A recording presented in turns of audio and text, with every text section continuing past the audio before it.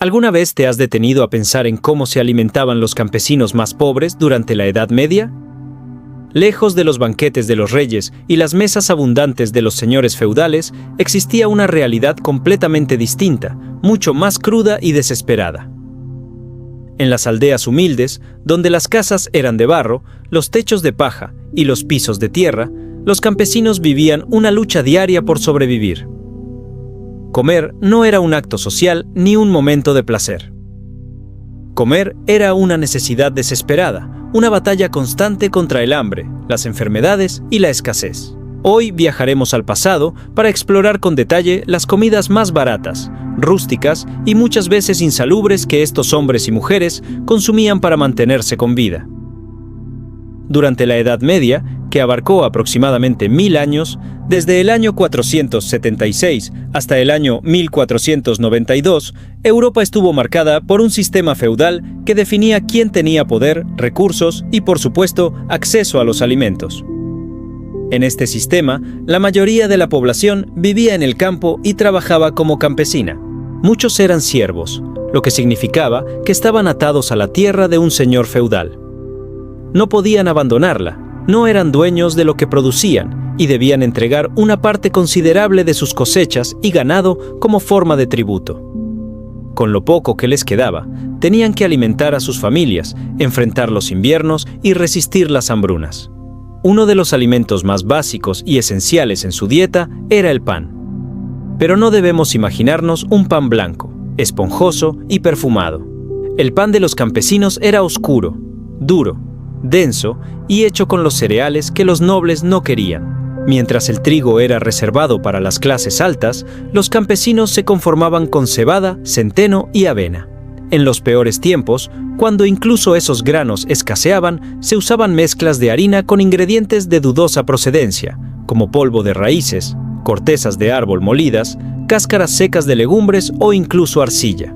Este pan no solo carecía de sabor, sino que muchas veces resultaba perjudicial para la salud. Aún así, era uno de los pilares de su alimentación y su preparación era una tarea comunitaria que implicaba compartir el horno de la aldea y turnarse para cocerlo. La sopa era otro alimento esencial. El potaje, o guiso, era una mezcla de vegetales hervidos en agua, que se cocinaba lentamente durante horas o incluso días. En una gran olla colocada sobre el fuego del hogar se combinaban lo que se tuviera a mano: zanahorias, puerros, cebollas, repollo, ortigas, raíces silvestres y cualquier hoja comestible que creciera cerca. Si había legumbres secas como lentejas, habas o guisantes, se añadían para dar consistencia. En ocasiones se incorporaban huesos de animales, pieles o restos de carne, si es que había algo de eso disponible. La misma olla se mantenía sobre el fuego durante toda la semana y cada día se le añadía un poco más de agua e ingredientes. Esta olla eterna era compartida por toda la familia y representaba el centro de la vida doméstica.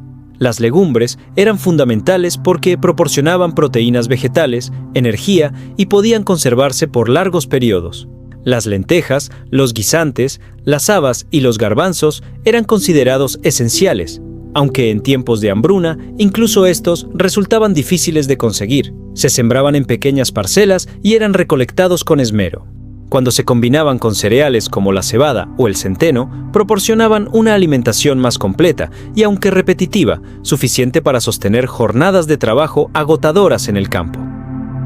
La carne era un lujo que casi nunca se podía permitir el campesino promedio. Los animales de granja, como los cerdos, las ovejas y las gallinas, eran criados no para comerlos regularmente, sino para que reprodujeran y generaran productos secundarios como leche, huevos o lana.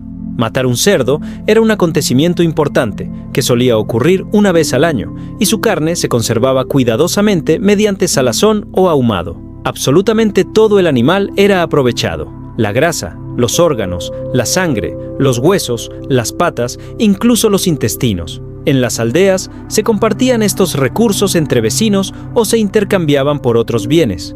La grasa animal, especialmente la manteca de cerdo, era muy apreciada. Bastaba una pequeña cucharada para dar sabor a una gran olla de guiso.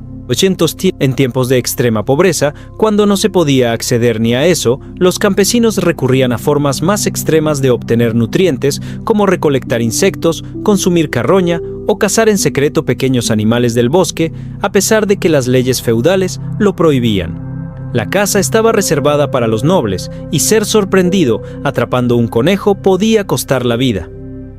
Aún así, muchos campesinos arriesgaban su seguridad por un poco de proteína. En cuanto a los productos lácteos, los campesinos que poseían cabras u ovejas podían obtener leche, que rara vez se bebía tal cual.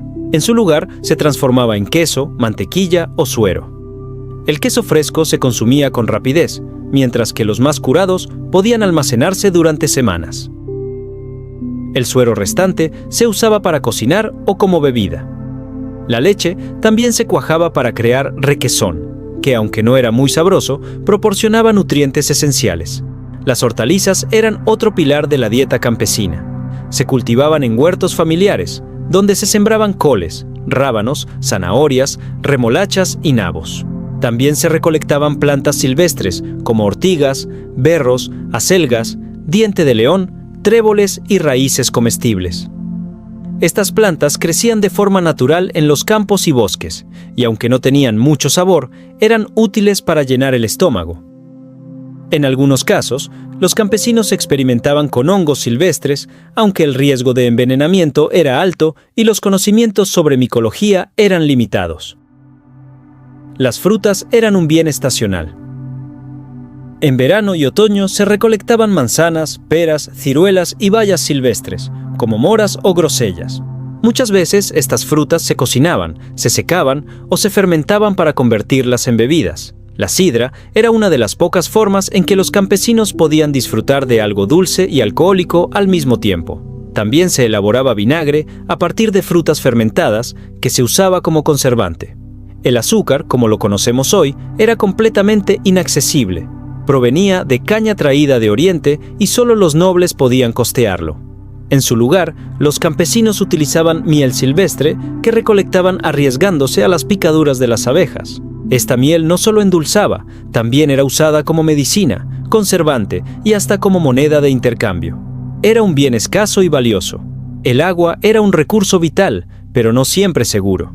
Los pozos, ríos y estanques cercanos a las aldeas solían estar contaminados por residuos humanos y animales. Para evitar enfermedades como la disentería, los campesinos preferían consumir cerveza ligera, también conocida como cerveza pequeña. Esta bebida tenía un bajo contenido alcohólico, pero era más segura que el agua. La cerveza se elaboraba en casa, con cebada malteada, y era consumida por adultos y niños por igual. Cuando las cosechas fallaban, ya fuera por condiciones climáticas extremas, plagas o guerras, la situación se volvía desesperada. En estos tiempos de crisis, los campesinos consumían cualquier cosa comestible: raíces amargas, cáscaras, pieles viejas hervidas, pasto e incluso, en casos extremos, hubo registros históricos de canibalismo. Las grandes hambrunas del pasado cobraron millones de vidas y muchas de ellas se perdieron lentamente, por inanición. A pesar de todas estas dificultades, la comunidad campesina desarrolló una cultura de apoyo mutuo. Durante ciertas festividades religiosas o eventos comunales, se organizaban comidas compartidas donde todos aportaban lo poco que tenían. También existía la costumbre del pan del pobre, en el que los más pudientes donaban alimento en determinadas fechas. Aunque estas acciones no solucionaban la pobreza estructural, ofrecían algo de alivio y reforzaban los vínculos sociales. Estas comidas, tan humildes y aparentemente insignificantes, representaban la delgada línea entre la vida y la muerte para millones de personas durante siglos. Eran fruto del ingenio, la resistencia y la capacidad de adaptación de un pueblo que vivía bajo el yugo de la necesidad. Hoy, en un mundo donde podemos elegir qué comer y cuándo, vale la pena recordar que hubo un tiempo en que comer era sobrevivir, porque en la Edad Media alimentarse no era una rutina, era un acto de resistencia, una lucha diaria que moldeó no solo cuerpos, sino también comunidades enteras. Gracias por acompañarme en este recorrido. Si te gustó este contenido, no olvides darle me gusta, activar la campanita y compartirlo con alguien que también disfrute de la historia. Nos vemos en el próximo episodio. donde seguiremos desenterrando los secretos del pasado.